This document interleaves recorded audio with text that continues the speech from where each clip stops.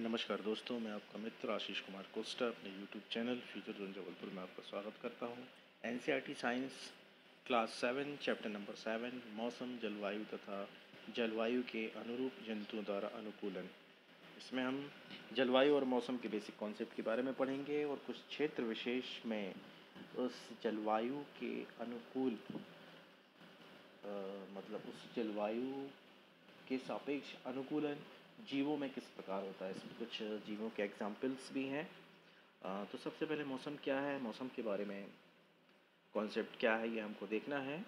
तो यहाँ पे एक जानकारी आपके लिए है कि मौसम की रिपोर्ट भारत मौसम विभाग द्वारा तैयार की जाती है। यह विभाग प्रतिदिन विभिन्न स्थानों से वहाँ के ताप, पवन वेग आदि पर आंकड़े एकत्रित करता है और मौसम के बारे में पूर्वानुमान लगाता है। इसके पश्चात नेक्स्ट पेज में देखिए एक क्रियाकलाप दिया हुआ है कि किसी स्थान के डेट वाइज डाटा कलेक्ट करना है, जिसमें अधिकतम तापमान है, न्यूनतम तापमान है, न्यूनतम आर्द्रता है, अधिकतम आर्द्रता और वर्षा है। तो ये मैं बता देता हूँ इसके बारे में। इसमें कुछ आगे भी दिया हुआ है। तो अधिकतम तापमान क्या होता है, जिस टाइम पे मैक्सिमम टेम्परेचर मैक्सिमम किसी स्थान का रहे, और मिनिमम तापमान मतलब जिस टाइम पे टेम्परेचर मिनिमम रहे। तो ये अलग अलग समय पर रहता है। इसके बाद आर्द्रता क्या होती है, तो आर्द्रता मतलब हवा में जो जलवाष्प की मात्रा उपस्थित होती है उसको आर्द्रता या ह्यूमिडिटी कहते हैं। अलग अलग मौसम में आर्द्रता का मान अलग अलग हो जाता है। सर्वाधिक आर्द्रता बरसात के मौसम में होती है। इसके बाद वर्षा के मापन के लिए देखिए, वर्षा को वर्षा मापी नामक यंत्र से मापा जाता है। यह मूल रूप से एक मापक सिलेंडर होता है जिसमें ऊपर वर्षा के जल को एकत्रित करने के लिए कीप लगी होती है, और कीप के द्वारा जो भरा पानी है उसको एक स्केल से जुड़ी हुई पॉट में इकट्ठा किया जाता है, जिससे कि मेजरमेंट किया जा सके। फिर मौसम की कॉन्सेप्ट दिया हुआ है, किसी स्थान पर तापमान, आर्द्रता, वर्षा, वायु वेग आदि के संदर्भ में वायुमंडल की प्रतिदिन की परिस्थिति अथवा उस स्थान का मौसम कहलाती है। तापमान, आर्द्रता और अन्य कारक मौसम के घटक कहलाते हैं। किसी स्थान का मौसम दिन प्रतिदिन, सप्ताह दर सप्ताह परिवर्तित होता रहता है। इसलिए हम कहते हैं कि आज का मौसम अत्यधिक सर्द है और पिछले सप्ताह का मौसम गर्म है। मतलब मौसम जो है एक लिमिटेड टाइम का कॉन्सेप्ट है, और घंटों में या मिनटों में इसमें परिवर्तन हो जाता है। ये बहुत क्षणिक परिस्थितियाँ होती हैं किसी स्थान की तापमान, आर्द्रता, वर्षा और वायु आदि की। इसके बाद मौसम एक अत्यंत जटिल परिघटना है। यह क्षण भर में परिवर्तित हो सकता है। कभी कभी यह हो सकता है कि सुबह के समय धूप निकली हो, लेकिन अचानक ही बादल आ जाएं और तेज़ वर्षा होने लगे, अथवा तेज़ वर्षा अचानक से बंद हो जाए और अचानक से धूप निकल आए। तो ये सारी चीज़ें मौसम से जुड़ी हुई हैं। अब एक कॉन्सेप्ट है कि मौसम में परिवर्तन क्यों होता है, ये तात्कालिक परिवर्तन मौसम में क्यों हो जाता है। तो मौसम की रिपोर्ट से हमें ये जानकारी मिलती है कि अधिकतम और न्यूनतम तापमान को मेज़र करने के लिए अधिकतम न्यूनतम तापमापी का प्रयोग करते हैं।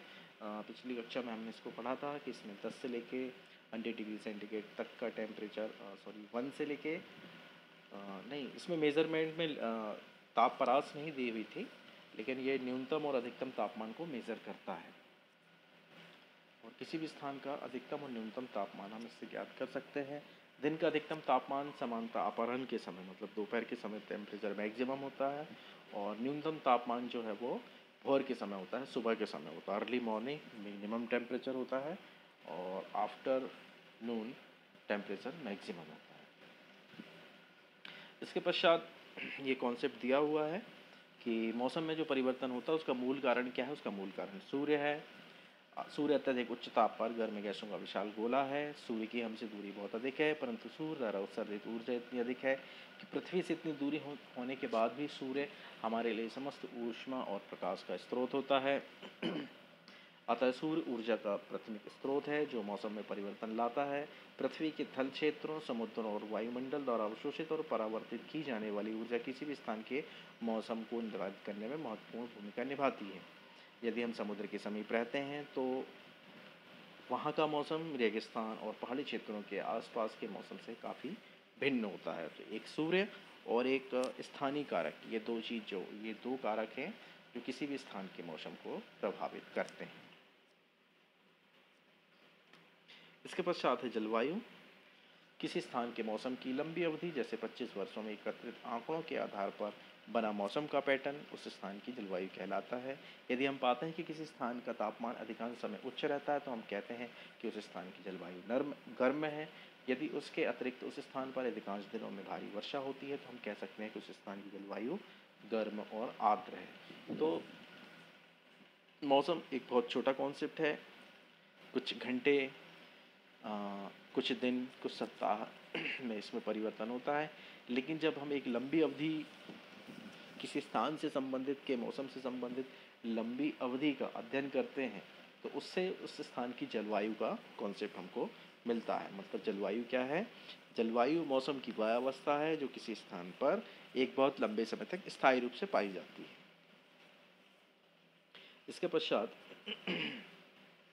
जलवायु और अनुकूलन है। ये इस टॉपिक का मेन कॉन्सेप्ट है कि अलग अलग स्थानों की जलवायु अलग अलग प्रकार की होती है और उस जलवायु के अकॉर्डिंग वहाँ रहने वाले जीव जंतुओं में शारीरिक विशेषता पाई जाती है।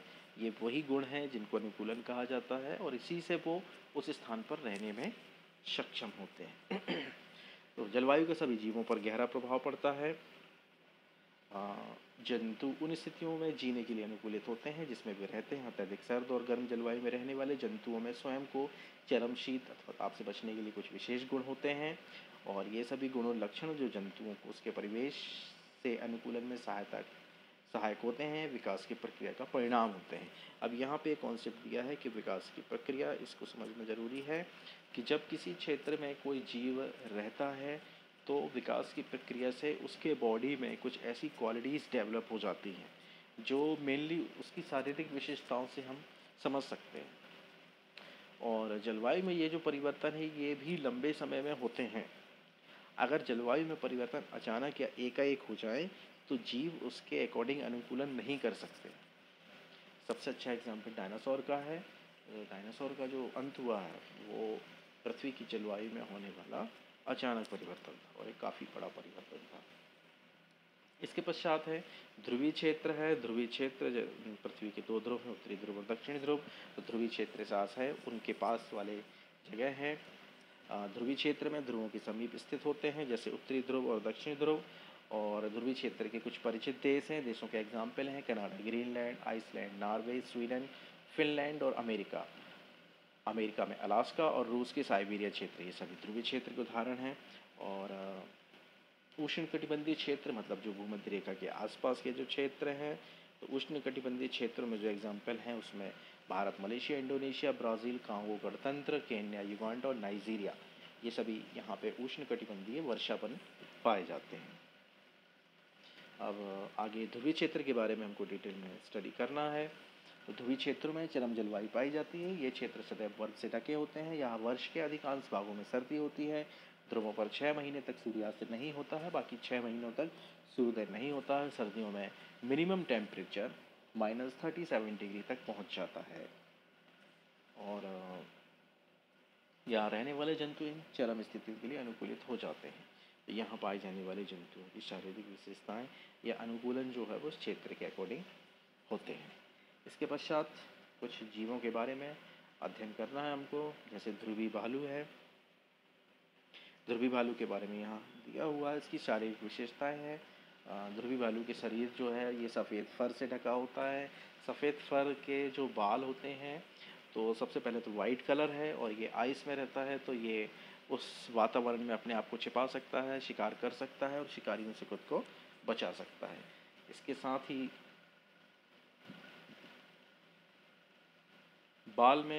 बाल की जो फर की जो परत होती है वो शीत से बचाव करती है और उसके साथ में त्वचा में वसा की एक परत होती है जो कि शरीर को शीतरोधी बनाता है। ये धीमे धीमे चलते हैं जिससे शरीर का तापमान आवश्यकता से अधिक नहीं हो पाता है। ये अपने शरीर को बहुत अधिक गर्म हो जाने से बचने के लिए विश्राम करते हैं। तो ये एक वहाँ पे तरीका है उनका रहने का। फिर इसके बाद ठंडे के समय की एक्टिविटीज़ इनकी है, गर्मी के समय की एक्टिविटीज़ के बारे में भी है कि गर्मी मौसम में भौतिक क्रियाकलापों के बाद ध्रुवी भालू को अब गर्मी में इनको अपने शरीर को ठंडे रखने की रिक्वायरमेंट होती है, और ठंडे रखने के लिए समुद्री जल में तैरते हैं। ये अच्छे तैराक होते हैं, इनके चौड़े पंजे और बड़े होते हैं, जो तैरने के साथ साथ उन्हें बर्फ में चलने में भी सहायक होते हैं। ये काफ़ी देर तक पानी के अंदर रह सकते हैं, क्योंकि ये नथनों को बंद करके सांस को रोक सकते हैं। ध्रुवी भालू की सूंघने की शक्ति बहुत अधिक होती है, इससे ये भोजन के लिए अपने शिकार को आसानी से खोज सकते हैं। तो ये ध्रुवी भालू की शारीरिक विशेषताएं हैं, और कुछ पूरी विशेषताएं एक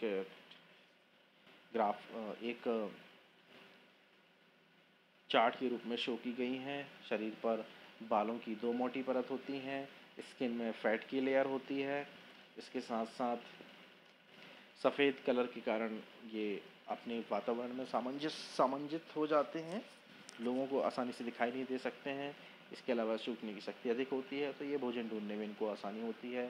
फिर नाखून जो हैं वो मुड़े हुए लंबे और पैने होते हैं, जो कि बर्फ़ में चलने में इनको सहायक होते हैं। त्वचा के नीचे वसा की एक परत होती है, जो कि जिससे इनका शरीर शीतरोधी होता है। तो ये सारी इसके शरीर की अनुकूलन विशेषता है। इसके बाद एक और जीव है जिसका नाम है पेंगुइन। पेंगुइन के बारे में भी अध्ययन है। ये भी ध्रुवीय क्षेत्र का जीव है। इसका रंग भी सफ़ेद होता है, आसानी से बर्फ़ की पृष्ठभूमि में मिल जाता है, और इसी तरह मोटी वसा की एक परत इसकी बॉडी में भी होती है, जो कि शरीर को शीतरोधी रखती है। ये भी अच्छे तैराक होते हैं। इनका शरीर धारा रेखित होता है, और पैरों में इनके जाल बना होता है, जिससे कि तैरने में इन्हें आसानी होती है। इसके पश्चात ध्रुवीय क्षेत्र में रहने वाले अन्य जंतुओं में अनेक प्रकार की मछलियाँ, कस्तूरी मृग, रेनडियर, लोमड़ी, सील, व्हेल तथा कई प्रकार के पक्षी सम्मिलित होते हैं। अब मछली के बारे में है। मछली ठंडे जल में लंबे समय तक रह सकती हैं, वहीं पक्षियों को जीवित रहने के लिए अपने शरीर को गर्म रखना आवश्यक होता है। इसी कारण अनेक प्रकार के पक्षी सर्दियों के आते ही अपेक्षाकृत गर्म स्थानों पर प्रवास के लिए चले जाते हैं। तो प्रवास की प्रक्रिया है। प्रवास मतलब कुछ समय के लिए कहीं रुकना। जैसे एक कॉन्सेप्ट है अप्रवासी भारतीय।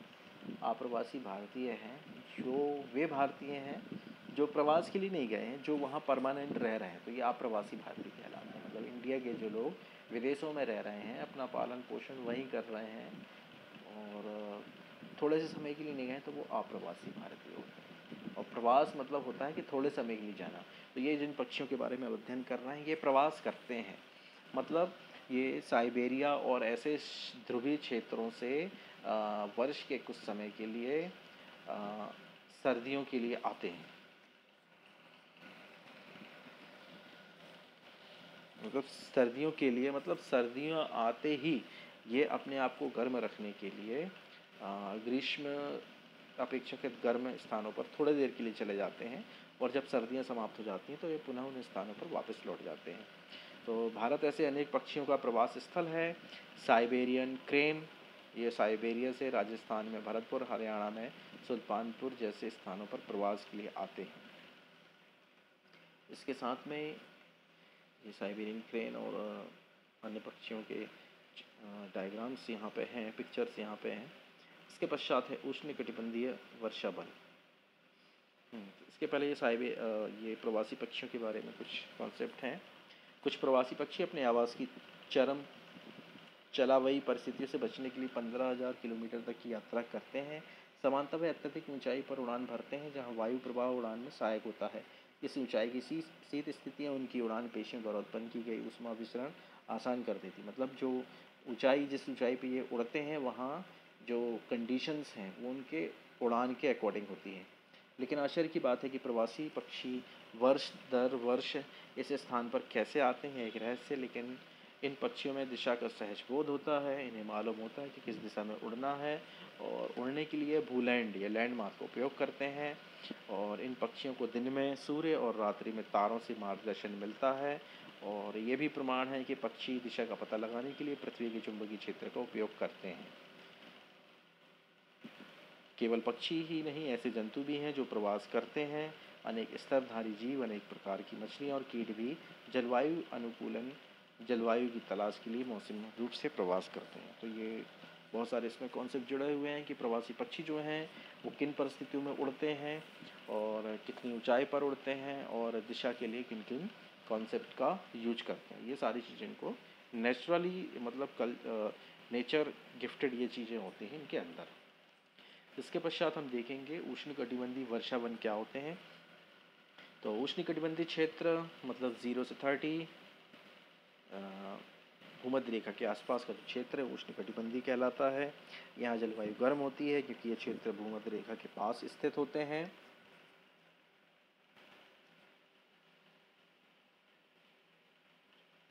अब 15 डिग्री सेंटीग्रेड सर्द के महीने में भी इनका तापमान 15 डिग्री सेंटीग्रेड से अधिक होता है। गर्मियों में तापमान 40 डिग्री सेंटीग्रेड से अधिक हो जाता है। वर्ष भर दिन और रात की लंबाई बराबर होती है, मतलब 24 घंटे में 12 घंटे का दिन और 12 घंटे का रात लगभग इतना माना जाता है। इन क्षेत्रों में प्रचुर मात्रा में वर्षा होती है। इस क्षेत्र की एक प्रमुख विशेषता उष्णकटिबंधीय वर्षावन है। उष्णकटिबंधीय वर्षावन भारत में पश्चिमी घाटों और असम में पाए जाते हैं। ये एक बहुत महत्वपूर्ण कॉन्सेप्ट है। उष्णकटिबंधीय वर्षावन जो भारत में है ये पश्चिमी घाटों और असम में पाया जाता है। पश्चिमी घाट यहाँ पे मैं आपको बता देता हूँ। पूर्वी घाट जो है वो पूर्वी घाट तमिलनाडु, आंध्र प्रदेश, उड़ीसा वाला क्षेत्र है और पश्चिमी घाट जो है ये आपका मुंबई, गुजरात, केरल वाला क्षेत्र है। इसके बाद ऐसे अतिरिक्त वन दक्षिण पूर्वी एशिया, मध्य अमेरिका और मध्य अफ्रीका में भी पाए जाते हैं। सतत गर्मी और वर्षा के कारण इस क्षेत्र में विभिन्न प्रकार के पादप और जंतु पाए जाते हैं। वर्षावनों में पाए जाने वाले प्रमुख प्रकार के जंतुओं में बंदर, कपी, इसको एप्स भी कहा गया है, गोरिल्ला, चीता, हाथी, तेंदुआ, छिपकली, सर्प, पक्षी और कीट हैं। तो ये यहाँ की जंतु विविधता के बारे में बताया गया है। अब इसके बाद गर्म आर्द्र जलवायु के लिए इन जंतुओं में अनुकूलन के बारे में अध्ययन किया है। सबसे पहला ये है कि यहाँ पे जंतुओं की जो जनसंख्या बहुत अधिक होती है और यहाँ का जो पारिस्थितिक तंत्र है वो विशाल जनसंख्या के जीवन यापन के लिए उपयुक्त होती है, इसलिए यहाँ पे ज़्यादा जनसंख्या पाई जाती है ध्रुवीय क्षेत्रों की तुलना में। चूँकि जंतुओं की जनसंख्या अधिक होती है अतः उनमें भोजन और आश्रय के लिए सघन प्रतिस्पर्धा होती है। अनेक जंतु वृक्ष पर रहने के लिए अनुकूलित होते हैं। तो यहाँ पे जो है उष्णकटिबंधीय क्षेत्रों में जंतुओं के भी अनुकूलन के हिसाब से विविधताएं हैं। जैसे कुछ जंतु जो कि पेड़ों पर रह सकते हैं, कुछ जंतु जो कि धरती पर रह सकते हैं, कुछ जंतु जो कि नदियों में रह सकते हैं, कुछ जो कि तालाब में रह सकते हैं, नदी तालाब में रह सकते हैं मतलब जल में रह सकते हैं, और कुछ जंतु हैं जो कि उभयचरीय होते हैं मतलब वो धरती पर और जल पर दोनों पर समान रूप से रह सकते हैं। अब कुछ जंतु के बारे में इसमें दिया है, जैसे लाल नेत्र वाले मेढक, इसके पैर के तलवे चिपचिपे होते हैं जिससे कि वृक्षों पर आसानी से चढ़ जाता है। और इसके अलावा बंदर का एग्जाम्पल दिया हुआ है। बंदरों की पूंछ लंबी होती है जो शाखाओं को पकड़ने में सहायक होती है और हाथ और पैर ऐसे होते हैं जो शाखाओं को आसानी से पकड़ सकते हैं। एक्चुअली में बंदर की जो पूंछ लंबी होती है उसका कॉन्सेप्ट ये है कि शाखाओं को पकड़ने के लिए इनके हाथ और पैर काफ़ी मजबूत होते हैं और ये मनुष्यों से थोड़ा सा उन्नत होते हैं क्योंकि हम केवल अपने दोनों आगे के दोनों जो हाथ हैं जिसको हम हैंड्स बोलते हैं, बाहें बोलते हैं, तो इसका प्रयोग पकड़ने के लिए करते हैं, लेकिन पैरों का प्रयोग हम केवल चलने के लिए करते हैं। लेकिन इन बंदरों में एक विशेषता है कि हाथ और पैर दोनों को समान रूप से उपयोग कर सकते हैं। इसके पश्चात है कि पूंछ जो लंबी होती है, तो पूंछ का कॉन्सेप्ट ये है कि पूंछ जो है वृक्ष में चढ़ते समय या वृक्ष में बैठते समय इनके शरीर का संतुलन बनाने में इनकी मदद करती है। पूंछ का कॉन्सेप्ट वृक्ष में चढ़ते या वृक्ष में बैठते समय इनके शरीर का संतुलन बनाने में होता है। अब भोजन के लिए प्रतिस्पर्धा होती है तो कुछ शारीरिक विशेषताएं पाई जाती हैं, जैसे कि टुकन नामक पक्षी, जिसका भी चित्र दिया हुआ है। टुकन नामक पक्षी की चोंच काफ़ी लंबी होती है जिससे वो शाखाओं में लगे फलों तक पहुंच सकता है, ऐसे फलों तक पहुंच सकता है जो कि बहुत कमज़ोर होती हैं, जो इनका बाहर नहीं सह सकती, ऐसे फलों को भी ऐसी शाखाओं में बैठ के फलों को भी खा सकता है। इसके पश्चात उष्णकटिबंधीय वनों में पाए जाने वाले अनेक जंतुओं में सुनने की संवेदनशील शक्ति, तीव्र दृष्टि, मोटी त्वचा और ऐसे वर्ण की त्वचा होती है जिनको आसपास के क्षेत्र के साथ मिलकर छद्म वर्ण करने में सहायक होती है। अब छद्म वर्ण मतलब यहाँ पे आप समझ लीजिए, छद्म वर्ण का मतलब ये है कि अपने को छुपाना।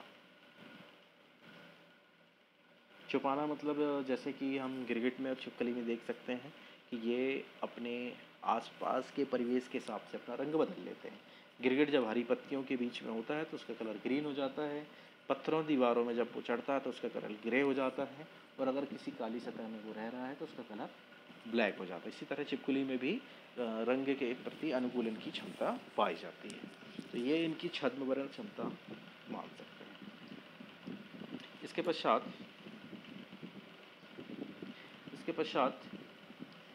बिलाव परिवार के जंतु जैसे शेर और चीता और बिल्ली में त्वचा की खाल मोटी होती है और उनकी सुनने की जो शक्ति है वो संवेदनशील होती है।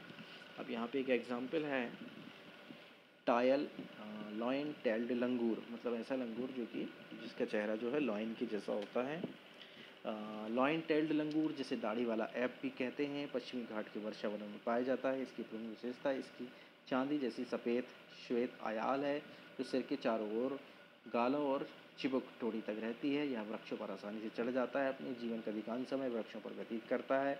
यह मुख्यतः फल खाता है, बीज कोमल पत्तियां, तने, पुष्प और कलियां भी खाता है।